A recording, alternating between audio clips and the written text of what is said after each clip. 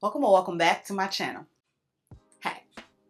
So this is a video that I see going around a whole lot on YouTube, and it's way past the time for me to give my contribution to this. For today's video, I have decided to take another leap of faith, but before we get into today's video, please make sure that you are subscribed and be sure to hit that notification bell so you are notified every single time I upload a video. And if you enjoyed the video, I'd greatly appreciate if you gave me a thumbs up because it really does help my channel. Thank you so much. I appreciate you. Today, I'm going to be sharing with you some of my most complimented fragrances. This will be in no particular order because I don't need that type of stress in my life at this juncture. This first fragrance should be absolutely no surprise to those of you who are deep in these perfume streets. First fragrance I want to mention is this Valentino Donna Born in Roma. And just look at that. Look at that luxe matte black studded packaging. We love to see it. Donna Born in Roma is a really warm and sexy floral. There's also a wee bit of sweetness to it because of the bourbon vanilla in the base notes. There is a legitimate reason a plethora of people mention this in their most complimented fragrances.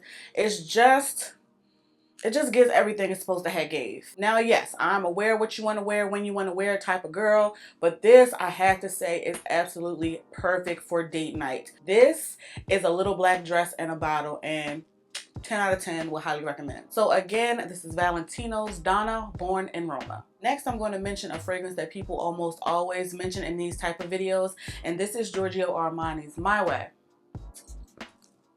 This is just a super fresh and feminine floral, FFF.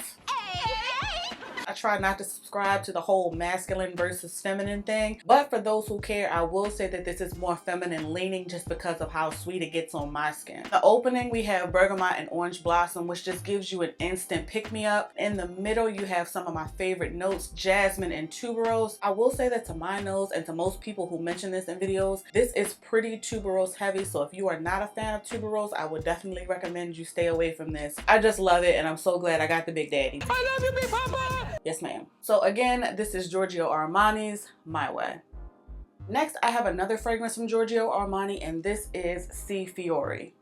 Seafiori actually starts out green and fresh with a slight bit of sweetness from the black currant in the top notes. But what sends me over the edge with Seafiori are the base notes of the vanilla and the white musk. This fragrance for me has a really milky or creamy sweetness, and it just smells like creamy pink bubblegum on the skin. And I almost always get compliments when I wear this. Stop playing with her because she really is that girl. Again, this is Armani's Seafiori. So next, I actually have two Ariana Grande fragrances, and this first one will probably come at no surprise. This is Ariana Grande's Cloud, which a lot of people have claimed is a Baccarat 540 dupe of sorts, but I can't really speak to that. This has a bit of bergamot and lavender at the top, and you definitely get that herbally freshness in the opening, but as it dries down, you get a bit of fruity, sweet creaminess. Not too sweet to where it's obnoxious or where it would offend people. Considering the fact that this is super affordable and I picked this up at a local Walgreens, this is a fantastic fragrance that gets pretty decent longevity and projection, and for me it leaves a decent trail as well. So again, this is Ariana Grande's Cloud. Also from Ariana Grande is Thank You Next 2.0, which I have mentioned previously on my channel. I'll make sure I leave that link in the cards. I actually stumbled across this in my local Walgreens a few weeks ago, and you can already see that I have put a major dent into this. This is what I would call the drugstore version of YSL's Mon Paris. It definitely has that same kind of berry opening as YSL's Mon Paris, but I feel like the base notes of YSL's Mon Paris makes this way different. This gives me berry candy, while YSL's Mon Paris gives me berry alcoholic drink. This is another banger from Ariana Grande that I was carrying in my bag. This is a really affordable and cute without being too juvenile fragrance. So again, this is Ariana Grande's Thank You Next 2.0. This next fragrance I actually haven't mentioned on YouTube at all, but I have mentioned it on Instagram and TikTok, and this is Cartier's La Parfum. Now listen, I think you all have picked up on the fact that I don't subscribe to masculine and feminine fragrances per se. I'm just going to buy what I like. However, this is femininity in a bottle. I literally blind bought this because of Conquering Asia on TikTok. The opening of this, the top really starts off fresh, fruity, somewhat sweet. There's also a bit of floral in the middle, but since I'm here for the dry down. In the base, we have oak moss, musk, patchouli, and leather. And it's just blended to perfection. To me, this is unquestionably boss bitch vibes. This has been a good crowd pleaser and gets hella compliments. So again, this is Cartier's La Parfum. This next fragrance is a hill that I am willing to die on. This is Lancome's Idol. Listen, I know that this is seen as basic and boring and simplistic and all the other things that people have said about this, but the numbers speak for themselves, honey. There is a reason lots of people love this fragrance. You can clearly see that this is a fragrance that is well loved and appreciated by me.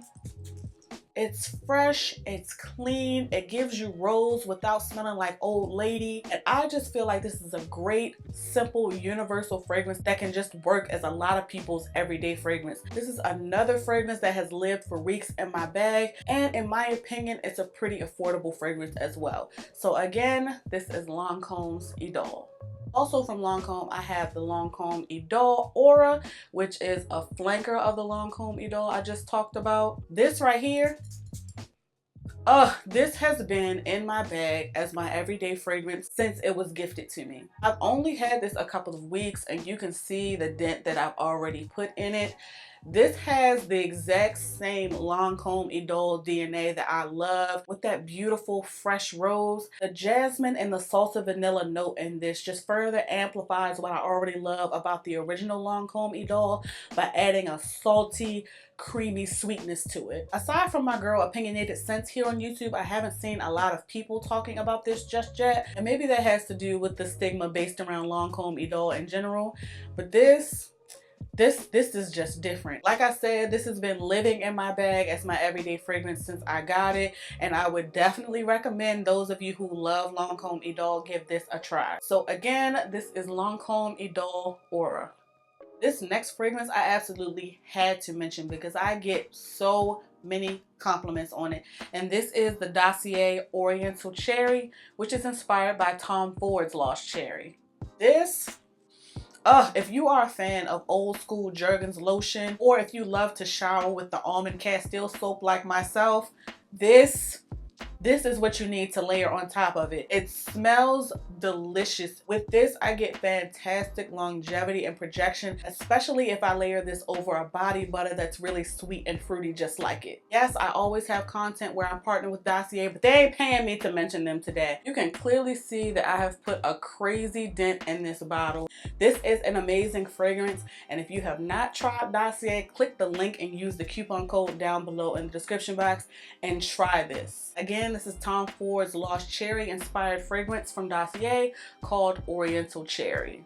And this last fragrance that I want to mention today is another fragrance that I've never mentioned on my channel before, but I have included it on Instagram and TikTok content. In fact, it was a TikTok influencer that made me blind buy it. And this is Gucci's Memoire d'un Adore.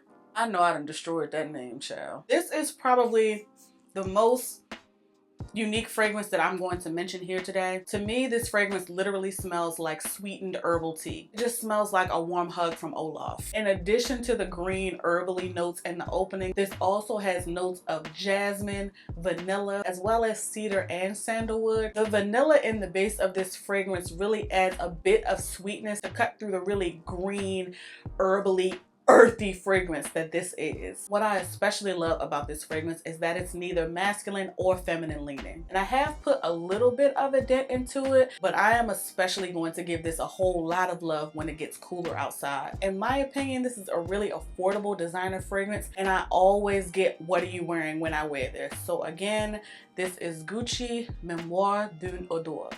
So that about wraps up today's video. Make sure you drop down in the comments and let me know if you're going to pick up any of these fragrances via the links in the description box. Thank you so much. And be sure to let me know some of your most complimented fragrances as well. On your way to watching another video of mine, please make sure that you like, share, and subscribe. Thank you so much for watching. Please be safe, and I'll catch you in the next one.